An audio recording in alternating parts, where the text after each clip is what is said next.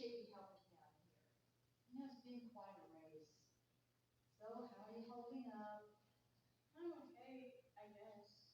Mom, do you think I'll be able to make friends in Lakeview? I mean, those people have known each other all their lives, and obviously kind of outsider. Carla, tell me, have all the friends you have lived here all their lives? Most of them have, but not all of them. Then at some point, those kids were new here. They were outsiders, and now they're your friends, right? But that's different. We always try to make the new people feel like they're part of the group, but what if they aren't like that at Lakeview? Do you really think those kids are much different than the kids here? The only difference between the two towns is that Lakeview is smaller and it sits by a lake. Most of the houses include anything we can afford, doesn't even have a view of the lake. So the lake doesn't really matter. But what I'm getting at is that those kids aren't any different from the kids here. Many of them probably moved there at some point in their life. Know what it's like to be a new kid. I'm sure that you would feel at home. Besides, as cute and outgoing as you are, I'm sure the boys will take notice of you pretty quick. Mom, Well, they will. they're not all beating down the front door here. You have lots of boys interested in you. There's a few. Most of them are just friends. They're not all drooling all over me, though. Well, maybe they have been, and they're just too shy to let you know. Lots of boys your age are like that. But there's something else you must keep in mind. Most of those boys have known you all of your life. It's easy to overlook someone or something that's so familiar. In Lakeview, you'll be the new girl in school. You know, a little mystery can be a girl's best friend. All done packing? Almost. We're on the last box. Well, we have to get a move on it because the moving men will be in here any minute. Oh, relax, Daniel. We're practically finished. We were just having some girl talk while we passed. Let's just, I was explaining to Carla how a little mystery about her would make her even more desirable to the boys at Lakeview. well, let's just make sure she stays a mystery. Daddy! Well, I just meant, well, what I was trying to say was Let's just, just say that what you were doing was agreeing with me and a little mystery being a good thing, and leave it at that before you dig yourself in even deeper. good idea. Carla, I checked your room and everything was ready to go except a few things still sitting out on your dresser. Those are my going away presents for my friends. I left them out until last. Like mother, like daughter. I left the presents from my going away party at the bank out until last too. As I packed, I just looked at those little silly things that all my friends gave me, and I thought about over the years that we've had together at the bank. Well, I didn't get any going away presents. Or a party for that matter. All the guys just kind of shook hands and said goodbye and good luck with the new job and things like that.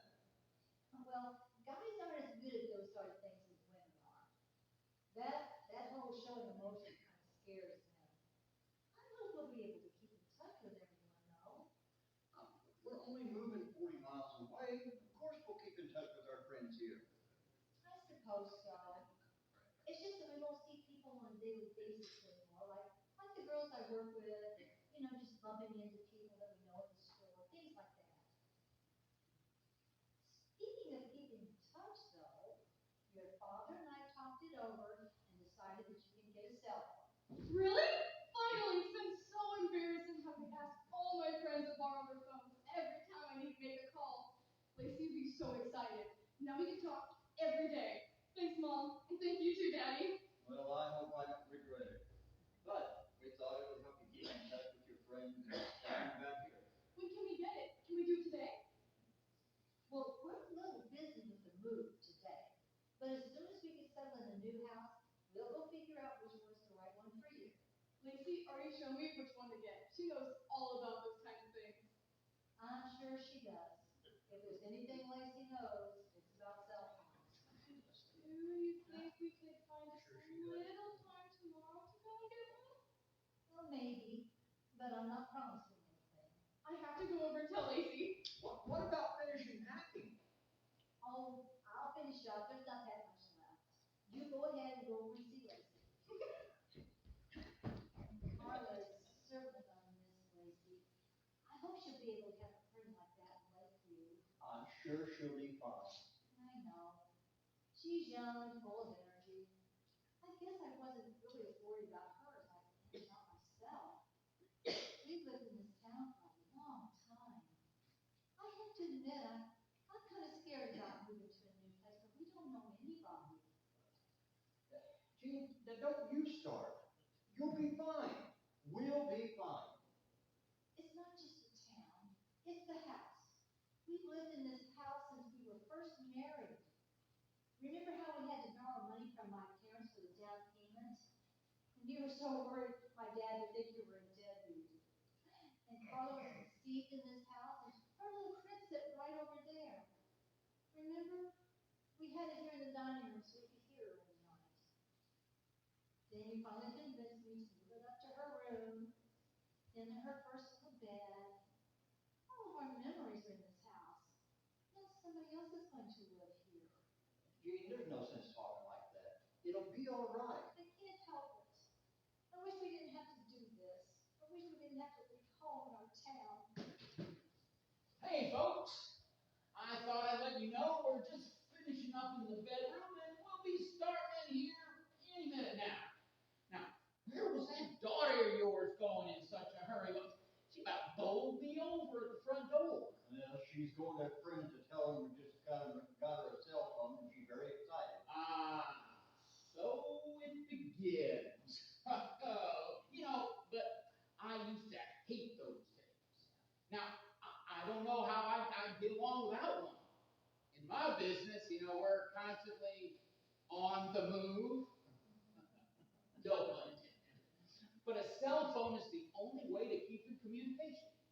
Anyway, I just thought I'd let you know we shouldn't take more than, about an hour to finish loading. But now, if you could be at the new house when we get there, just to show us which bedrooms are which, and I sure appreciate that. Oh, I noticed you're moving to Cedar Street. Well, that's just one street over from where I grew up. Nice neighborhood. Well, it's just a rental house for the first year until we find a home to buy. Well, I'd still recommend looking to buy around there. Now, there's no view of the lake, but it's still nice, and unless you're really rich, no one can afford to buy by the lake. Do you still live in Lakeview? Oh, no. I live here now. I moved from Lakeview, let me see, it must have been, not 9 years ago. If you don't mind me asking, why did you move here? Oh, I don't mind. It was my wife. She said there were two kinds of people that lived in Lakeview.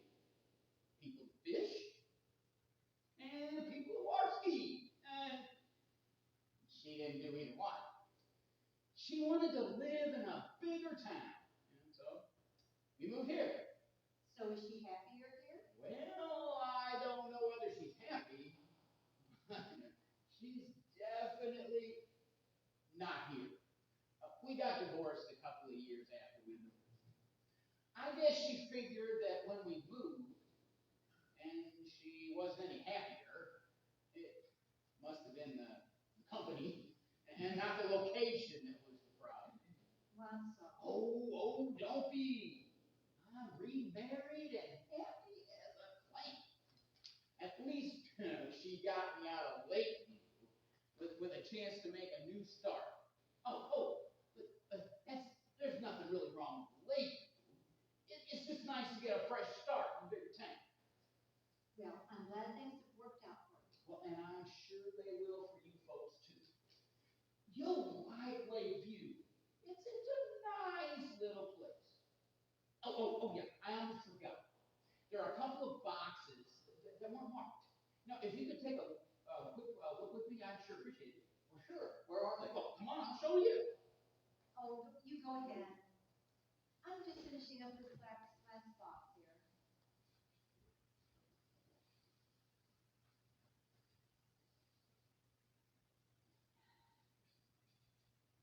Goodbye, old house. I'm sure I'm going to miss you.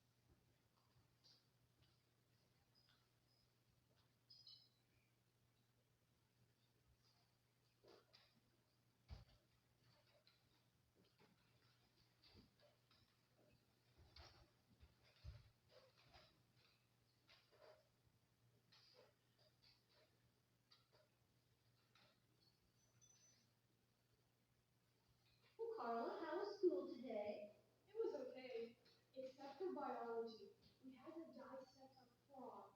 It was so gross. The first thing you have to do is Maybe we should wait till after dinner to go into the details.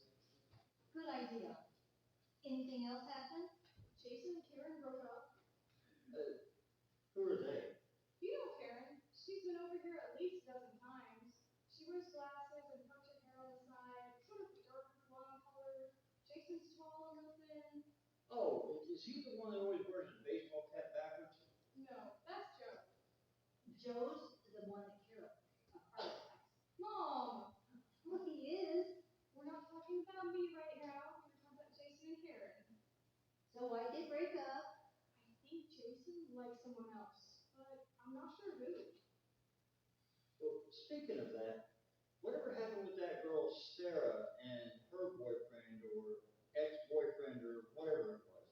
Oh, I don't know. They got back together before school got out last year, but I don't know about them now. Doesn't Lacey keep you informed? I don't talk to Lacey very much. We just know all different people now, so there's not much to talk about. So you don't talk to any of your friends from your old school? Not really. I did over the summer, and I guess I do once in a while now. But I just know all different people, and between spending time with them and school and homework and everything, I really don't have time to talk to people I knew back there much. Besides, it's kind of boring. Like when I talk to Lacey, she tends to tell me about everything that's going on there and all the boys she likes and what everybody's doing, and it just isn't very interesting. When I talk to my friends here, we talk about things we're all doing or playing or just stuff like that. You know, just stuff we have in common. It sounds like you aren't having any problem fitting in here like you were worried about. Not now, but it was awful at first when I didn't know anybody. Now I've been in school for over 3 months, so I know most of the other kids. So, it took you all of 3 months to meet everybody in school and completely replace all your old friends. The first month was really hard. I didn't know anybody. But after that, it was okay. Amazing. What? Oh, you'll understand when you're a little older. At your age, friends can come and go very quickly. It's a little harder when you get older. I thought we agreed that you turned that thing off during dinner. I forgot. But it's Joe. I have to answer it. Oh, well, of course, if it's Joe, tell him to call back. Hi, Joe. Oh, nothing. We just finished dinner. I'm done eating. Can I please be excused? I guess, after all, it is Joe. Daddy, how dare you? Hi, Joe. That's my dad. He's just trying to be funny. Isn't it incredible how well Carla has adapted to the move? It's absolutely amazing. I was sure she'd do all right, but I never dreamed it would happen so fast. The advantages of youth. I'm not so surprised at how fast she's made new friends, but I do find it amazing that she was so fast quick to dissolve her old friendships. I really thought that with the cell phone they would just keep on talking like before. I guess, like she said, once they're apart, they really don't have that much in common to talk about. And you know, we really haven't seen our old friends much since we moved either. No, we haven't. It's just that 40-mile drive almost takes an hour each way. It's a lot of driving just to spend a few hours listening, especially now with winter coming on. The roads can be wet or even icy. I know. 40 miles turns out to be a lot longer than I thought it would be. Still, it would be nice to see some of our old friends a little more. Why don't we invite Jen, Steve, and maybe Carl and Nancy down for dinner this Saturday? Well, we can't this weekend. I already accepted an invitation to have dinner at Peter and Tammy's house. Oh, you did? Remind me, who are they again? Oh, you know, Tammy works with me. Her window at the bank is just to the left of mine. And Peter is her husband. He's bald on top and he has a mustache. Oh, him. Do we have to? Well, I already said we would. And what's wrong with Peter? He seems nice. He's all right. It's just the only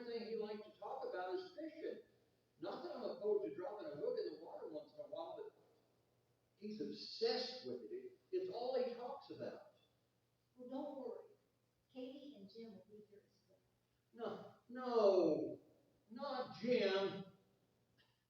He's more of a fisherman than Peter. That means the two of them will spend the evening talking fish while I sit there like a lump. I'm sure you could steer the conversation to something else. No, I don't believe I can. They really love their fishing. Besides, they've known each other for years. I feel like such an outsider. We'll just give it time. Well, that's easy for you to say. You get along fine with Katie and, what's her name? Tammy. I guess I do have more in common with them than you do with her husbands. I work with Tammy, and Katie's in the book club that Tammy invited me to join. But I'm sure you're going to make some friends eventually. Mom, Joe asked me to go with him to Jackie's. There's a history test tomorrow, and a bunch of us are going to get together there and study. What bunch? I'm not sure. Joe and me, and Jackie and Karen. I don't think Jason will be there since him and Karen broke up. And Joe is picking up Emily after we have stopped here. I think that's everybody. Oh, except James. I think he'll be there too. So can I go? I really need to study. And you all will really study and not just talk? Yes, Daddy. We're all in the same history class, and we really need to study for this test. What do you think, Gene? I think it'll be all right, don't you? I guess so. But be home by 10. Thank you, Mom. And thank you too, Daddy. Now I have to go get ready. He'll be here any minute to pick me up. Now wait, why do you have to get ready just to go to someone's house to study? You don't understand, Daddy. Remember, Joe is the one picking her up. Oh, Joe. Now I see. If I'm not done before he gets here, please be nice, Daddy. Please. Of course I'll be nice. I'm always nice. Just don't be. Well, don't. You know what I mean. Don't embarrass me. I'll certainly try not to. Thanks, Daddy. What's she so worried about? Oh, you know. She's worried you'll ask all kinds of fatherly questions when Joe gets here. All teenagers live in constant fear that their parents will mortally embarrass them, and they will live the rest of their lives as social outcasts. Well, what can you do? I guess we're just not cool anymore. The car just pulled up in the driveway. I'll bet that's Joe.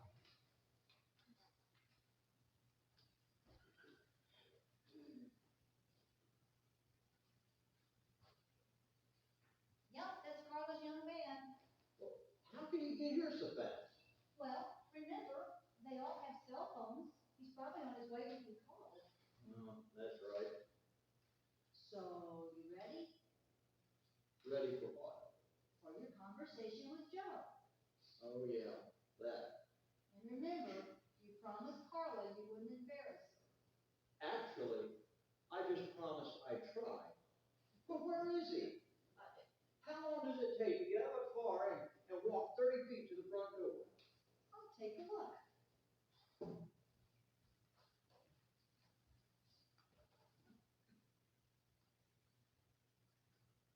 Oh, he's just sitting in the car. Strange. But I'll tell Carla he's here. Carla, Joe appears to be here. I know, Mom. I'm on the phone with him now. Okay, I see. They're on the phone with each other. That's why he's not coming to the door. Yeah, I heard. Seems a little rude not to come to the door. I mean, he could have at least come in to say hello. So you were really looking forward to having a conversation with him? Well, no, I wasn't looking forward to it. I mean, he's from Lakeview after all. So what's that got to do with anything?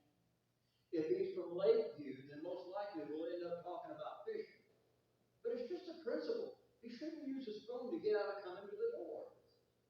Oh, that's just the modern version of doing things. In our day, it was honking the horn. I think that was probably even worse. Well, they're both bad. Well, so what do you think my parents thought about you when you honked for me? I never honked for you. Oh, Daniel, of course you did. I did not. Are you sure? Yes, I'm sure. So just who was it that come honking for you? Well, I have no idea if it wasn't you. Are you sure you didn't honk? I'm absolutely certain I remember that horribly uncomfortable conversation with your dad the first time I picked you up, just like it was yesterday. So, just who was it that was honking for you? Okay, if you can remember that conversation with my dad, let's hear it. All right. Your dad was sitting in his chair watching the news on TV. I had to sit on that stupid couch, the one where you just sank down to where it felt like it was about 3 feet tall. Oh, I remember that couch. But what did you talk about? I was getting to that.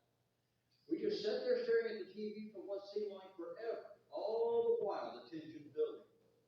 Then your dad asked what kind of car I drove. I said it was my dad's car. He said, so what kind of car did your dad drive? I said, I didn't know.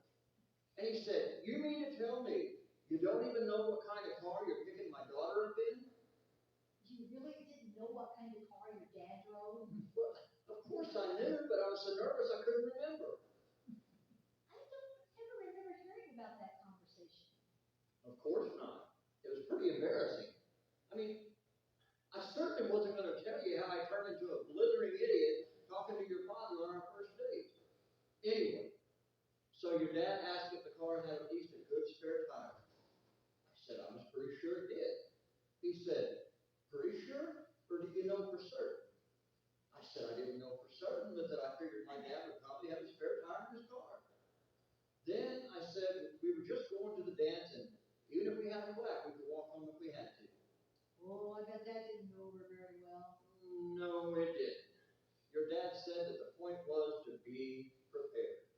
Yep, that sounds like we had, we always had to have all the contingencies worked out before we wanted to do something, or he'd say no. I'm surprised he let me go out with you after that. Well, I did promise to check and make sure there was a spare in the trunk before I left with you. Oh my gosh, I remember that. I remember when we went out to your car, you let me in the passenger side, and then you went around to the back of the car and opened the trunk. And when you got in the car, I asked why you opened the trunk, and you said you were just checking on something. So that's what you were checking. Yep. So, that brings us back to just who was it that come honking for you? Well, I don't remember, but whoever it was, the important thing to remember, I chose the one that didn't honk. Well, I guess that's good enough then. By the way, it was a Pontiac, What was? my dad's car. Mom, how do I look? You look lovely. Thanks, Mom. Now I've gotta go. Bye, Daddy. Remember, home by 10? I remember. And away she goes. I hope he has a spare tire. Well, me too. But at least we know they can call if they have a flat. So, I guess we'll have the house to ourselves tonight. Well, actually, you'll have the house to yourself. Tonight's my book club meeting. That's tonight. Yes. Why don't you try to join something like that? Maybe there's a men's book club. I have so much paperwork with the new job. I can't imagine being forced to read a book before every meeting. Well, when you put it like that, it doesn't sound very appealing. You have to think of it as an opportunity, or I guess an incentive to do some reading for pleasure, and then a chance to get to know people and talk about something that you all have in common. Maybe you could start a book club with Peter and Jim. Then you'd have something to talk about. Except that all the books they would want to read would be about fishing. Then not only would I be a sale for fishing stories when I'm around them, but I'd have to read fishing stories when I'm not. You're quite the optimist tonight. I'm sorry. I guess I'm just a little tired tonight. The postmaster job is a lot more paperwork than I thought it would be, and a lot of responsibility. This move has been more of a challenge for me than I thought it would be. You and Carla don't seem to have any trouble at all adjusting, but I just can't seem to get used to it. It's been a big change for Carla and me too. I don't know. Maybe women are just more adaptable. Maybe. I don't know. But just give it time. Oh, I will. Not like I have a choice. You feel that draft? Well, Carla probably forgot to close the door to the upstairs again. Whenever she gets in a hurry, she forgets. I'll close it.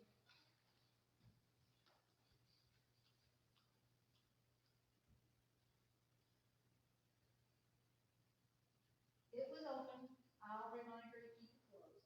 This house is drafty enough without all the heat going straight up the stairs. I tell you, since the weather changed, it seems like I'm always cold in this house. There's just nowhere I can find to get warm. Just hang in there until spring, and then we'll find a house to buy and make sure it has a better heating system. There's just not much we can do about it right now. Oh, and speaking of that, I've got to get going or I'll be late for my meeting.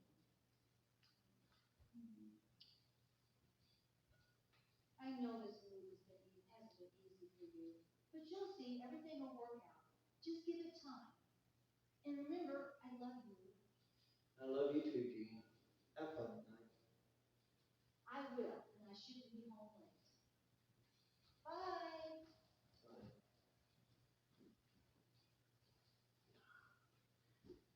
Why does this house have to be so daggone cold?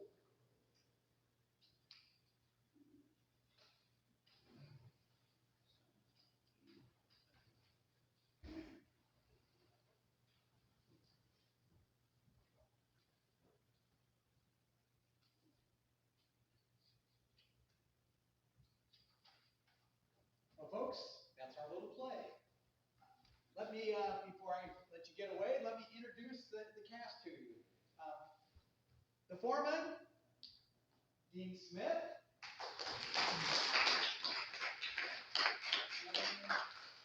Lacey. We've lost Lacey. There she is, Lacey. Ian, Obama. And as Carla, Ariana Grant. And as Daniel, the man who did not honk, Bob Robinson.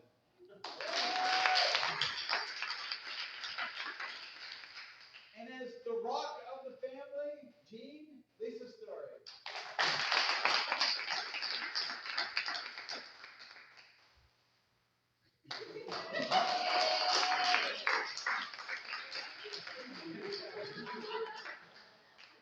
Thank you all for coming.